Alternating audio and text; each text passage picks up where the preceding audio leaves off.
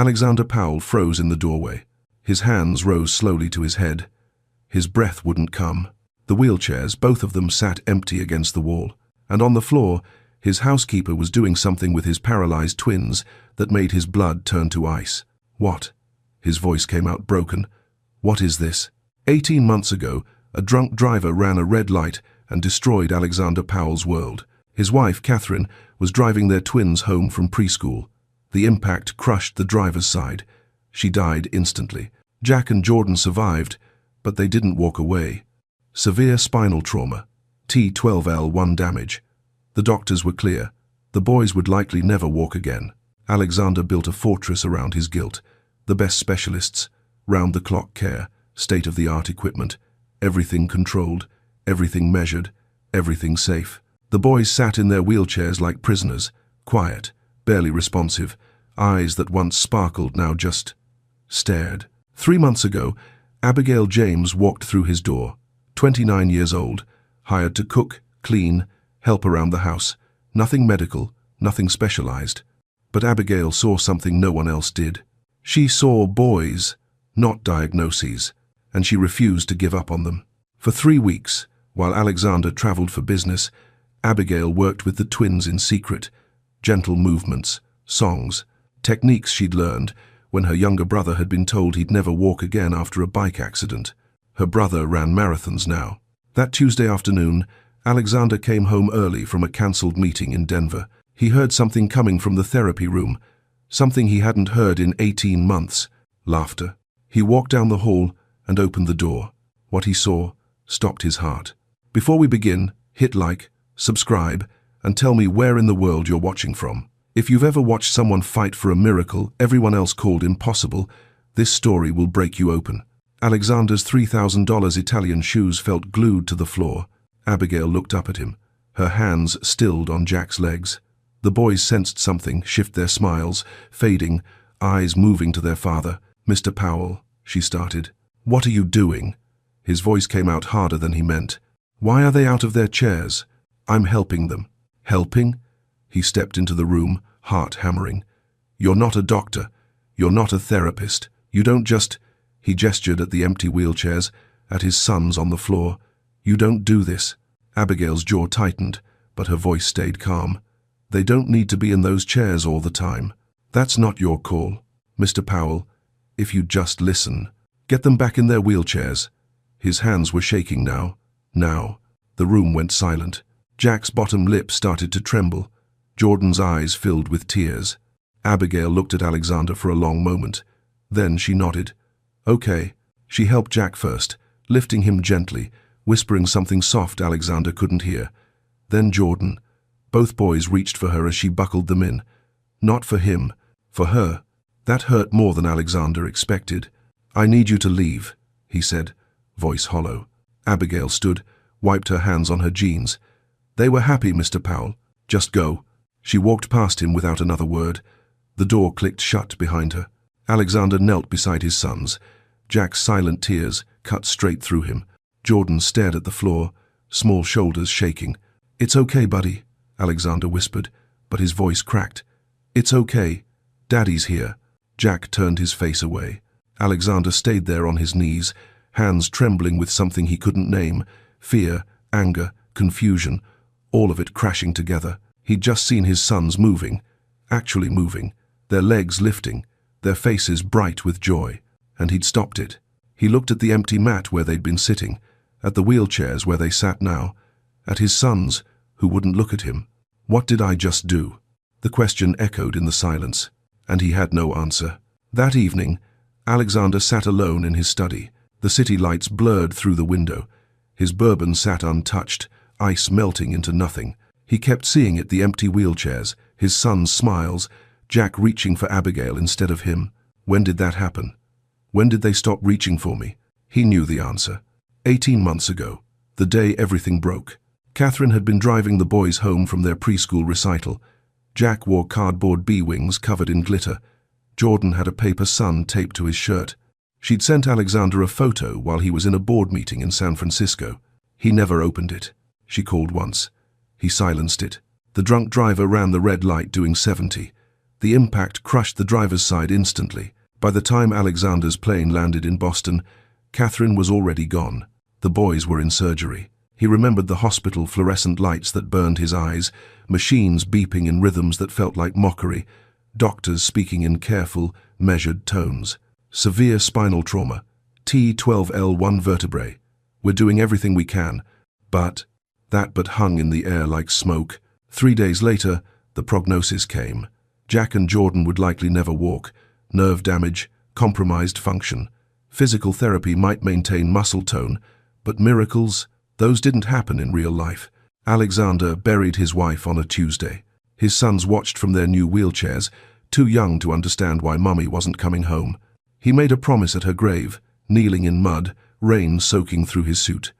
I'll take care of them. I swear to God, I'll take care of them. But grief doesn't care about promises. For a year, Alexander threw money at the problem. The best doctors, the best equipment, specialists from Switzerland, protocols from Germany, experimental treatments from Israel. Nothing worked. The boys grew quieter, more distant. Eyes that once sparkled with mischief turned flat and empty. Alexander told himself it was the injury, the trauma, the loss of their mother. But deep down, he knew the truth. They'd lost him too. He'd been so focused on fixing them that he'd forgotten to see them. And now, 3 months after hiring Abigail James to bring some warmth back into his cold, sterile house, he'd just caught her doing something that terrified him. She'd gotten them out of their wheelchairs, and they'd been happy. At 2 in the morning, Alexander couldn't take it anymore. He reached for his tablet and pulled up the security footage from that afternoon. He had to know. What exactly had she been doing with his sons? The timestamp read 2:47 p.m. Alexander pressed play. Abigail sat on the mat, legs folded beneath her. Jack and Jordan were beside her, not in their wheelchairs, but on the floor. She was humming something soft, hands moving gently along Jack's legs. There you go, sweetheart. Her voice came through the speaker. Just a little stretch. That's it. Alexander leaned closer to the screen. Jack's foot moved, just barely, a small flex of his toes. Alexander's breath caught. He rewound it, watched again. It happened. It actually happened. His son's toes moved. He scrolled forward. At 3:02 p.m., Jordan reached for Abigail's hand with shaky fingers. She took it, squeezed gently, and the boy smiled. A real smile, the kind Alexander hadn't seen since before the accident. His throat tightened. He kept watching. Week 1. Abigail singing while the boys were still in their chairs. Gentle, patient, no pressure. Week 2. The boys on the mat. Abigail guiding their legs through slow movements. Jack giggling as she helped him reach for a stuffed elephant. Week 3. Day 4. Jack's toes flexed again, stronger this time. Alexander replayed it 6 times, each one hitting harder than the last. Then he heard it. Abigail's voice barely above a whisper. Lord, the doctors say they can't, but I see them trying. And trying is where miracles begin. Please, help me, help them. The words pierced straight through him. Trying is where miracles begin. Alexander pressed his palms against his eyes. His chest felt like it was caving in. He'd yelled at her, humiliated her, sent her away, for the one thing that had made his sons smile in 18 months. He checked the live camera feed. Abigail's room was empty, bed untouched. His stomach dropped. She left. Then he found her, sitting on the floor of the boys' bedroom, wrapped in a blanket, back against the wall. Jack curled toward her like she was home. Jordan clutched his stuffed elephant, breathing soft and steady. She hadn't left. After everything, she'd stayed. Alexander stared at the screen, something breaking open inside him. Why? He whispered. He stood, walked barefoot through the dark house until he reached the boys' door. The room smelled like lavender. Abigail's eyes opened when he stepped inside. She didn't move, didn't speak, just watched him with tired eyes. Alexander's voice faltered. I shouldn't have. You told me to stop. Her voice was flat, empty. He looked down at his sons. At the way Jack leaned toward her even in sleep. I was wrong, he said quietly. Abigail studied him for a long moment. Then she looked away, and Alexander realized saying it wasn't enough. Dawn broke grey and quiet. Alexander hadn't slept. He'd sat in his chair, watching the security feed, until the sun started creeping through the clouds. At 6:30, he went to check on the boys. He found Abigail still on the floor beside their beds, blanket pulled around her shoulders. Her head rested against the wall, eyes closed, face soft in the early light. She'd stayed all night. Alexander stood in the doorway, chest tight. Jack stirred first. His eyes blinked open, landed on his father, then immediately searched for Abigail. "She's right here, buddy," Alexander whispered. Abigail's eyes opened. For a second, she looked disoriented. Then she saw him, and her guard went back up. She sat up slowly, careful not to wake Jordan. "I'll get breakfast started." "Wait." She paused but didn't look at him. "I watched the footage," Alexander said. "All of it." Abigail's jaw tightened. She stood, folded the blanket, set it on the chair. "Then you know I wasn't hurting them?" "I know." Silence stretched between them. "I saw their toes move," Alexander continued, voice low. "I saw them smile. I saw—" He stopped, swallowed. "I saw them happy." Abigail finally looked at him. Her eyes were tired, guarded. And I need to understand, how did you know to do that?" She didn't answer right away, just stood there, arms crossed, like she was deciding whether he deserved the truth. Finally, she spoke. "My brother, Daniel. He was 12 when he had a skateboarding accident, broke his back. Doctors said he'd never walk again." Alexander waited. "My grandmother, she was a physical therapist. Before she retired, she didn't accept it. She worked with him every single day for 2 years. Stretches, movements, prayer. Things the doctors said were pointless." Abigail's voice softened. "He walks now, runs, lives a full life. And you learned from her." "I watched. I remembered." She paused. "When I saw Jack reach for that toy on his 3rd day, hear his fingers move just slightly, I knew. Your sons aren't finished fighting." Alexander's throat burned. "Why didn't you tell me?" "Because you wouldn't have let me try." Her eyes held his. "You would have said I was overstepping, that I didn't know what I was doing." He couldn't argue. She was right. "They need you, Mr. Powell," Abigail said quietly. "Not your money, not your protocols. You." The words hit him like a punch. Before he could respond, his phone buzzed in his pocket. He pulled it out. A text from his assistant. "Your mother is on her way. ETA 30 minutes. She said it's urgent." Alexander's blood went cold.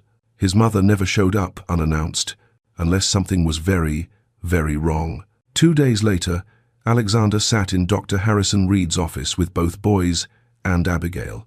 He'd insisted on new tests, comprehensive scans, everything. Dr. Reed had been skeptical. "We just examined them 6 weeks ago, Alexander. I'm not sure what you're expecting to find." "Something's changed," Alexander said. "I need you to look again." The boys were nervous. Jack kept reaching for Abigail's hand. She held it gently, whispering something that made him relax. Alexander watched from across the room. The tests took an hour. EMG scans, nerve response assessments, muscle stimulation. Jack went first, then Jordan. Abigail stayed close to both of them the whole time, her presence calming them in ways Alexander's couldn't. Dr. Reed studied the monitors in silence. Then he stopped, removed his glasses, stared at the screen. "What is it?" Alexander asked, heart pounding. Dr. Reed didn't answer right away. He zoomed in on the scan, adjusted settings, checked again. Finally he spoke. "There's nerve activity in Jack's lower lumbar region." Alexander's breath caught. "What does that mean?" "It means—" Dr. Reed looked up, confusion written across his face. "It means something is responding. Faintly. But it's there. It wasn't there 6 weeks ago." "And Jordan?" Dr. Reed pulled up Jordan's scan, studied it. His eyes widened slightly. "Muscle response in his right quadriceps. Not much, but measurable." He set down his tablet. "Alexander, I don't know how to explain this. Is it possible?" Alexander's voice shook. "Could they? Medically, this shouldn't be happening." Dr. Reed looked at the boys, then at Abigail. "What changed in the last month?" Alexander glanced at Abigail. She sat quietly, hands folded in her lap, eyes down. "Someone who refused to give up," Alexander said softly. "Doctor." Reed studied Abigail for a long moment. "What kind of therapy have you been doing?" Abigail looked up, uncertain. "Nothing formal, just gentle movements, stretches, songs, presence." "Presence," Dr. Reed repeated. "Yes, sir." He was quiet for a moment. Then he nodded slowly. "Whatever you're doing, don't stop. I'll document everything, monitor their progress. But," he paused, "this is extraordinary. Procortes." Alexander felt something crack open in his chest. Hope. Real, terrifying, impossible hope. That night, his phone rang. His mother's name flashed on the screen. He answered. "Mother." "I'm coming to Boston," Margaret Powell said, voice clipped and cold. "We need to talk about this woman you've hired." Alexander's stomach dropped. "How did you—" "I have my sources. I'll be there tomorrow morning." The line went dead. Margaret Powell arrived at 10 in the morning. Alexander heard the car pull up, watched from the window as his mother stepped out, pearls, tailored coat, hair perfectly set. She moved like a woman who'd never questioned her place in the world. He met her at the door. "Mother." "Alexander." She kissed his cheek without warmth. "You look tired." "I've been busy." "I'm sure you have." Her eyes swept past him into the house. "Where is she?" "If you mean Abigail, she's with the boys." Margaret's lips pressed into a thin line. "We need to talk. Now." They went to his study. Margaret didn't sit. She stood by the window, hands clasped in front of her. "I spoke with Patricia Whitmore yesterday," she began. "She mentioned you've been letting an unqualified domestic employee conduct physical therapy on your sons." Alexander's jaw tightened. "That's not— Do you understand the liability?" Margaret's voice cut like glass. "The danger? This woman has no medical training, no credentials, and you're allowing her to experiment on traumatized children. She's not experimenting, she's helping them. You don't know that." Margaret turned to face him. "You're desperate, Alexander. I understand that. But desperate men make catastrophic decisions." The doctors saw results. Nerve activity, muscle response, things that weren't there before. And what happens when she makes a mistake, when she causes a setback? What then? Margaret's eyes were cold. "I'm calling our attorneys." "You will not. Then I'll report her to the state medical board myself." Alexander stood. "You will leave her alone." "Or what?" Before he could answer, the door opened. Abigail stood there, Jordan in her arms. The boy's head rested on her shoulder. "I'm sorry to interrupt," Abigail said quietly. "Jordan wanted water, and I—" She stopped. Saw Margaret. The room went still. Margaret's eyes moved from Abigail to Jordan and back again. "Put him down," Margaret said. "Mother," Alexander started. "Put him down." Abigail hesitated, then gently set Jordan on his feet, steadying him with her hands on his shoulders. Jordan wobbled. His legs shook, but he stood. Margaret's face went pale. Then Jordan saw his grandmother, and he smiled. "Grandma." He lifted his arms toward her, actually lifted them, with strength, with intention. Margaret stared. Her mouth opened slightly. No words came. "Go ahead," Abigail said softly. "He wants you." Margaret took one step forward, then another. Jordan reached higher, and Margaret Powell, who never cried, who never showed weakness, felt her eyes burn. She turned and walked out of the room without a word. Alexander found her in the hallway 10 minutes later, staring at nothing. "Mother?" She didn't look at him, just spoke, voice hollow. "I saw something today I can't explain." "I know." A long silence. Then, "I need to make a phone call." Alexander's blood went cold. "Mother, please." But she was already walking away. Alexander didn't sleep that night. He kept his phone close, waiting for it to ring. For lawyers, for child services, for someone to show up and take everything away. But the call never came. The next morning, he found Abigail in the therapy room with the boys. She had them on the mat, working through gentle stretches. Her voice was soft, steady. "That's it, Jack. Just a little more. You're doing so good." Jack's leg lifted slightly, his face scrunched with effort. "I see you working, sweetheart. I see you." Alexander stood in the doorway, watching. Jordan noticed him first. "Daddy, look." He flexed his toes. Barely, but it was there. "I see, buddy." Alexander's voice cracked. "That's amazing." Abigail glanced up at him. Their eyes met for a moment. Then she looked away. The rest of the morning passed quietly, too quietly. Abigail kept to herself, made lunch, cleaned the kitchen, stayed professional. Alexander wanted to say something, anything, but the words felt too big for his mouth. At 2 in the afternoon, his phone finally rang. His mother's name lit up the screen. He answered, bracing himself. "Mother." "I spoke with Richard Caldwell this morning," Margaret said. Richard was the family's lead attorney. Alexander's stomach dropped. "And?" A long pause. "I told him to stand down." Alexander blinked. "What?" "I'm not calling anyone. I'm not interfering." Her voice was quieter than he'd ever heard it. "What I saw yesterday. I can't unsee it." Relief flooded through him so fast it hurt. "Thank you." "Don't thank me yet." Margaret's tone sharpened slightly. "But I won't be the one who stops this. Whatever this is." She hung up. Alexander stood there, phone in hand, trying to process it. His mother, who questioned everything, who trusted nothing she couldn't control, had backed down. Because of Jordan. Because of what she'd seen. He found Abigail in the boys' room, folding laundry. "My mother's not going to interfere," he said. Abigail paused. "That's good. Abigail, Mr. Powell, you don't have to explain." She set down the clothes. "I understand what's at stake here. For you. For them. That's not." He stopped. Started again. "I need you to know. What you're doing for my sons. I was wrong to stop you." She looked at him then. Really looked. "They're not finished fighting," she said quietly. "And neither am I." Alexander nodded. Something unspoken passed between them. Then his phone buzzed. A text from an unknown number. "We need to talk about Abigail James. This is Dr. Sarah Chen, Boston Children's Hospital. I have questions." Alexander's chest tightened. It wasn't over. 4 days later, Alexander came home from a morning meeting. The house felt different. Too quiet. He walked through the rooms, calling her name. "Abigail?" Nothing. He checked the kitchen. The therapy room. Her bedroom. Empty. Her clothes were gone. Her bag. Everything. On the kitchen counter, he found a handwritten note. "Mr. Powell, your mother was right to be concerned. My presence is causing conflict in your family, and that's the last thing Jack and Jordan need right now. Please don't stop working with them. They're so close. The exercises are in the blue folder in the therapy room. Dr. Reed can guide you. Thank you for letting me be part of their lives, even for a little while. Abigail." Alexander's hands shook as he read it again. No. He went to find the boys. They were in the therapy room, sitting in their wheelchairs by the window. Silent tears streamed down their faces.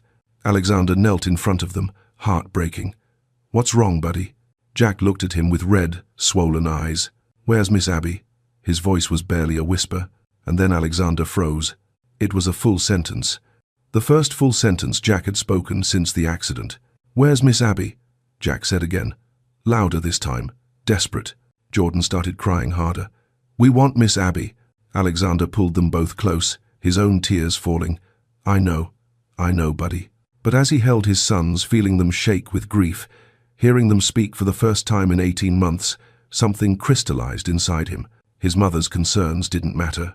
The protocols didn't matter. His pride, his control, his fear, none of it mattered. What mattered was the woman who'd given his sons their voices back. And he'd let her walk away. Alexander pulled back, wiping his son's tears. "Stay right here, okay? I'm going to fix this." "You're bringing her back?" Jack's voice cracked with hope. "I'm going to try." He grabbed his keys, his phone, called his assistant while running to the car. "I need an address. Abigail James. Now." "Sir, I can't just." "Now." 10 minutes later, the address came through. Dorchester, a modest apartment building across town. Alexander drove through Boston traffic like a man possessed. Rain started falling, light at first, then heavier. His hands gripped the steering wheel. "Please be there. Please." He found the building peeling paint, shared front porch, narrow stairwell, 3rd floor, apartment 3B. He took the stairs 2 at a time, stood in front of her door, rain-soaked, breathless, and knocked. The door opened. Abigail stood there, eyes red from crying. "Mr. Powell." "My sons spoke today." Alexander's voice broke. "For the first time in 18 months, Jack said, a full sentence. Abigail's hand rose to her mouth. He asked where you were. Tears streamed down Alexander's face. "You gave him his voice back, and I let you leave. Your mother." "I don't care." He shook his head. "My mother saw Jordan reach for her, and it changed everything. But it doesn't matter what she thinks. It doesn't matter what anyone thinks." He swallowed hard. My sons need you. I need you. Mr. Powell, please. His voice cracked completely. Come back, not as the housekeeper, as family, as the person who saw my sons when everyone else, including me, had stopped looking. Abigail's tears spilled over. They really asked for me? Alexander nodded, unable to speak. She looked at him, this man, who'd arrived at her door in the rain, broken open, finally seeing clearly. Okay, she whispered. I'll come back. 4 months later, on a Tuesday morning that felt like any other, everything changed. In the therapy room, Dr. Reed and a physical therapist stood watching. Alexander stood by the window, hands clasped like prayer. Jack stood on the mat, Abigail's hands supporting him lightly at the waist.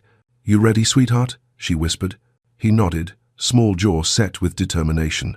She let go. Jack took 1 step, then 2, 3, 4 unassisted steps before his legs wobbled, and Alexander caught him, both of them sobbing. Jordan, watching his brother, pushed himself up, took 2 shaky steps of his own before Abigail caught him, tears streaming down her face. Dr. Reed wiped his eyes. 23 years in neurology, he said hoarsely. I've never seen anything like this. Alexander held Jack close, looked at Jordan in Abigail's arms, and whispered the first real prayer he'd said since Catherine died. Thank you, God, thank you. 10 months later, the Powell Recovery Initiative opened its doors. A foundation funding unconventional therapy for children with spinal injuries. Approaches rooted in hope, persistence, and love. Abigail became the program director. At the ribbon cutting, Margaret Powell stood beside her. Margaret didn't apologize, but she shook Abigail's hand. You proved me wrong, Margaret said. That's rare. It's Margaret now, not Mrs. Powell. Alexander stood at the podium, looking at the crowd. At Abigail. At Jack and Jordan standing beside her, standing no wheelchairs, no assistants. 18 months ago, I thought my sons' futures were over, he said. I thought accepting their limitations was the responsible thing to do. He paused, voice thick with emotion. I was wrong. Hope isn't reckless. Giving up is. And sometimes the most qualified person in the room is the one who refuses to accept impossible. The applause was thunderous. That evening, in the therapy room where it all began, Jack and Jordan raced toy cars across the floor, standing, wobbling, laughing with pure joy. Abigail sat on the mat, watching them with quiet pride. Alexander joined her. Their shoulders touched. You gave them their lives back, he said softly. No, Abigail smiled. They were always fighting. I just refused to let them fight alone. The wheelchairs sat folded in the corner, covered with a sheet. Unused. No longer needed. Jack climbed into Alexander's lap. Daddy, can Miss Abby read us a story? Of course, buddy. The one about the train, Jordan added. I think I can do that, Abigail said, smiling. As evening light filtered through the windows, Alexander realized something. He'd come home that day expecting to find his sons trapped in their limitations. Instead, he'd found the woman who would free them all, not through medicine alone, but through something doctors couldn't prescribe: love, presence, and the quiet, unshakable belief that miracles still happen when someone refuses to give up.